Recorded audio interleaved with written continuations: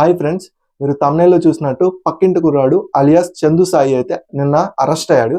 So ఆ case details చూస్తే తన మీద ఒక అమ్మాయి అయితే తన్ని లివింగ్ రిలేషన్షిప్లో ఉంటూ నన్ను మోసం చేశాడు, పెళ్లి చేసుకుంటానని, ఫిజికల్గా నన్ను వాడుకున్నాడు అని తనైతే కేసు పెట్టింది. అండ్ SC/ST అట్రాసిటీ కేసు కూడా తన మీద పెట్టింది. సో దీంట్లో చందువే కాదు, తనతో పాటు తన ఫ్యామిలీ మెంబర్స్ కూడా A2, A3, A4 లాగా వాళ్ళని కూడా ఉన్నారు. వాళ్ళైతే పరారీలో ఉన్నారు. సో చందు మాత్రం అరెస్ట్ అయి ఉన్నాడు, తనని మాత్రం జైల్లో పెట్టున్నారు. సో ఈ కేసు సంగతి మనం డీటెయిల్ గా ఎక్స్ప్లెయిన్ చేస్తే ఏం లేదు, వాళ్ళు 6 years నుంచి లివింగ్ రిలేషన్షిప్ లో ఉన్నారు. అంటే పెళ్లి చేసుకుంటాను, బట్ నేను 6 years పాటు 6 years అని కాదు, మనం ఇంకొంచెం ట్రావెల్ అవుదాం, డబ్బులు సంపాదించుకుందాం, పేరు తెచ్చుకుందాం, సో మనకు ఒక ఫేమ్ వచ్చిన తర్వాత మళ్ళీ పెళ్లి చేసుకుందాం, ఎందుకంటే సో ఇది ఇంటర్ కాస్ట్ మ్యారేజ్, సో కొంచెం టైం తీసుకుందాం అని చెప్పి వాళ్ళైతే అలా మాట్లాడుకున్నారంట. అంటే ఒకే ఇంట్లో ఉంటూ సో కొన్ని రోజులు ఉండిన తర్వాత ఇంట్లో చెప్పి పెళ్లి చేసుకుందాం ఆ విధంగా చెప్పారంట. సో ఈ విధంగా తనైతే 6 years 5 years ఆ టైం దాకా తనైతే వాళ్ళిద్దరు అయితే కలిసి ఒకే ఇంట్లో ఉంటూ లివింగ్ రిలేషన్షిప్ లో ఉన్నారంట.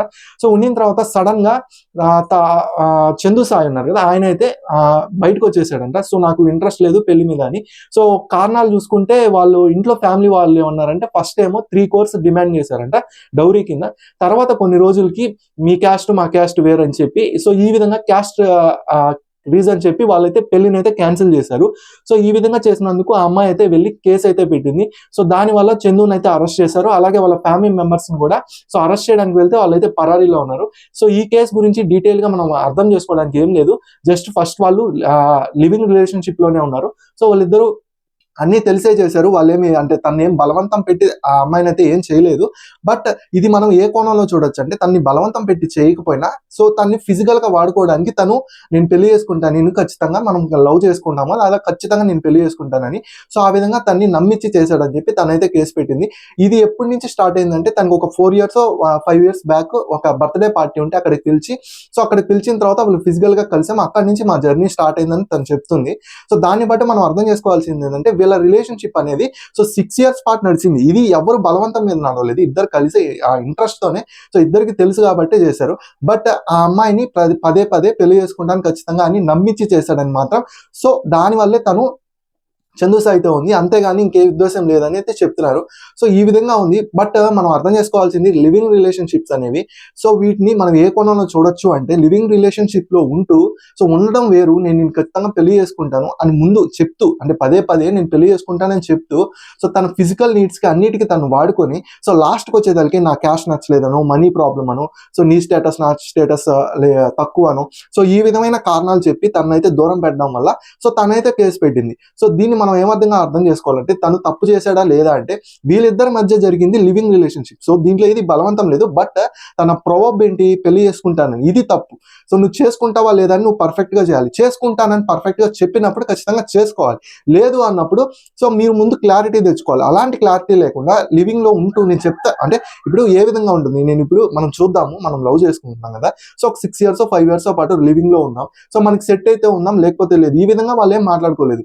జస్ట్ నేను చెప్పడమే, నేను పెళ్లి చేసుకుంటా ఖచ్చితంగా సో అని చెప్పి తనతో ఫిజికల్ గా హ్యాపీగానే ఉన్నారు. సో తనకి బాగున్నంత సేపు బాగుండి, సో తనకి నచ్చలేదు అంటే, తనకి ఎప్పుడైతే అమ్మాయి మీద తనకి రిలేషన్షిప్ మీద బోర్ కొట్టేసిందో సో వెంటనే తను నాకు ఇష్టం లేదనో, క్యాస్ట్ అనో, సో డౌరీ అనో, సో ఇన్ని ప్రాబ్లమ్స్ చెప్పి తనైతే దూరం పెట్టాడు. సో తన స్టేటస్ చూసుకుంటే తను కొంచెం మిడిల్ క్లాస్ అంట, సో తనకి మనీ ప్రాబ్లమ్స్ అన్ని ఉన్నాయి. సో దానివల్ల ఇతను ఆ అమ్మాయిని చేసుకోవడానికి నిరాకరించడం వల్ల తనైతే వెళ్ళి ఇంకా చాలా అంటే, ఇప్పుడు ఇది ఒక్క రోజులో జరిగేది కాదు, చాలా రోజులు మాట్లాడుకో ఉంటారు. సో ఎన్నో ఎమోషన్స్ ఉంటాయి, ఎన్నో ఫైట్స్ ఉంటాయి, సో ఎన్నోసార్లు బతిమలాడు ఉంటారు. సో అమ్మాయి వెళ్ళి అడుగుంటుంది, సో ఒక్క రోజులో అయిపోయేది కాదు.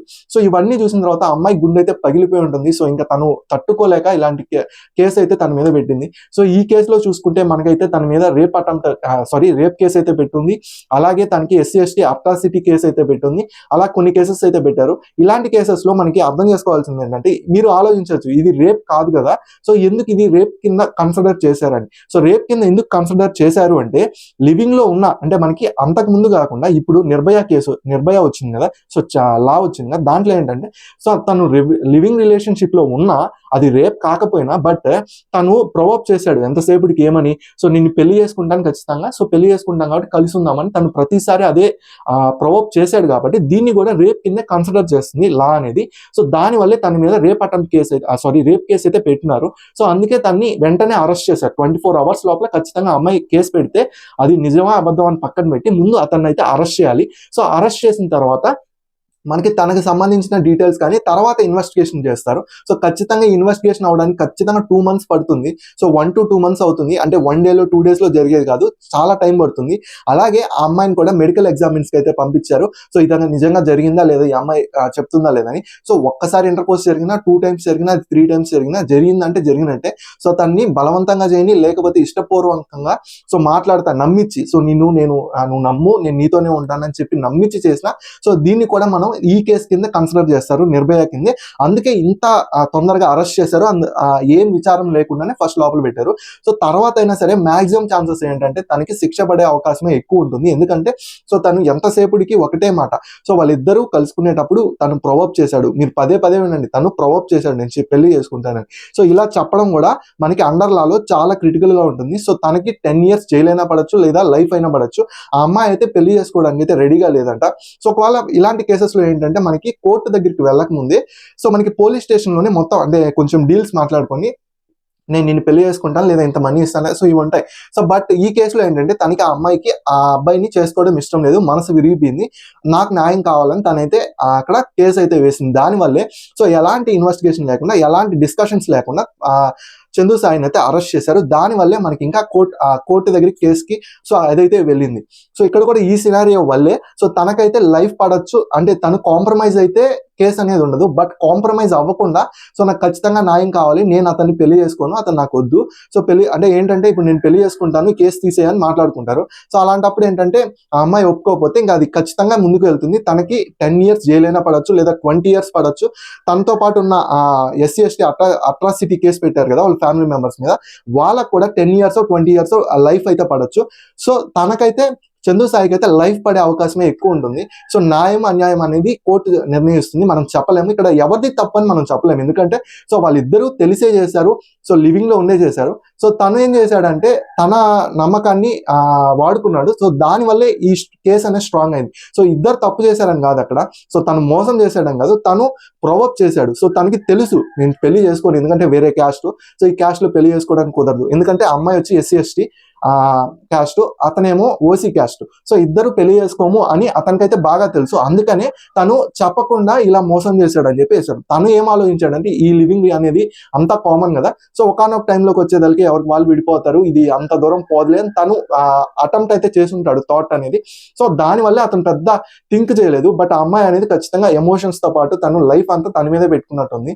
సో దానివల్ల ఈ లివింగ్ ని చాలా స్ట్రాంగ్ గా తీసుకుంది, దానివల్లే తన్ని బాగా నమ్మింది. సో ఇది జరిగింది. సో తప్పు ఎవరిది అంటే ఇద్దరిది తప్పే. ఇప్పుడు అతను రమ్మన్నప్పుడు ఈ అమ్మాయి చేస్తుంటే ఈ అమ్మాయి తప్పదే, వాడు వాడుకున్నాడు కాబట్టి వాడిది తప్పే. సో ఇద్దరిది తప్పు ఉంది. మాక్సిమం ఛాన్సెస్ ఏంటంటే కాంప్రమైజ్ అయితే కేసు ఉండదు. కాంప్రమైజ్ అవ్వకుండా ఆ అమ్మాయి కానీ అలాగే నిలబడితే ఖచ్చితంగా తనకి లైఫ్ కానీ లేదంటే 20 years జైలు కానీ పడే అవకాశం ఎక్కువగా ఉన్నాయి. సో కేసు అయితే పక్కా ఉంటుంది. సో ఇది కొట్టేయడానికి అయితే అస్సలు ఉండదు, ఎందుకంటే అడ్వకేట్స్ కూడా చాలా మంది మాట్లాడుతున్నారు, ఒకసారి చెక్ చేయండి. సో ఖచ్చితంగా కేసు అయితే పడింది, ఖచ్చితంగా తనకైతే శిక్ష అయితే పడుతుంది. అలాగే ఆ అమ్మాయి ఎవరైనా చాలా మంది మెసేజెస్ చేస్తున్నారు, తమ్ముళ్ళు కూడా చెప్పాయి కదా. సో ఒక 6 years 5 years బ్యాక్ మనకి పక్కింటి కుర్రాడు వెబ్ సిరీస్ ఉన్నాయి. సో వాటిలో ఆ అమ్మాయి అయితే ఉంది, ఒకసారి చెక్ చేయండి. ఎక్కువ వెబ్ సిరీస్ తనతోనే తీశాడు. సో మీరు ఒక్కసారి కానీ బ్యాక్ వెళ్ళి ఆ వెబ్ సిరీస్ కానీ చూసారంటే మీకు అర్థమవుతుంది ఆ అమ్మాయి ఎవరని. సో ఆ అమ్మాయిని అయితే బయటికి పేరు చెప్పకూడదని, సో తన పేరు అయితే ఎక్కడ రివీల్ చేయలేదు అండ్ తను కూడా రివీల్ చేసుకోలేదు. బట్ చందు సాయిని మాత్రం రివీల్ చేశారు. సో మనం అక్కడి నుంచి మాట్లాడుకోకూడదు. మీకు కావాలి అనుకుంటే ఒకసారి బ్యాక్ వెళ్ళి అయితే చెక్ చేసుకోండి. సో వీడియో నచ్చితే లైక్ చేయండి, షేర్ చేయండి, సబ్స్క్రైబ్ చేసుకోండి, మీ ఫ్రెండ్స్ అండ్ ఫ్యామిలీకి అయితే షేర్ చేయండి. Thank you friends.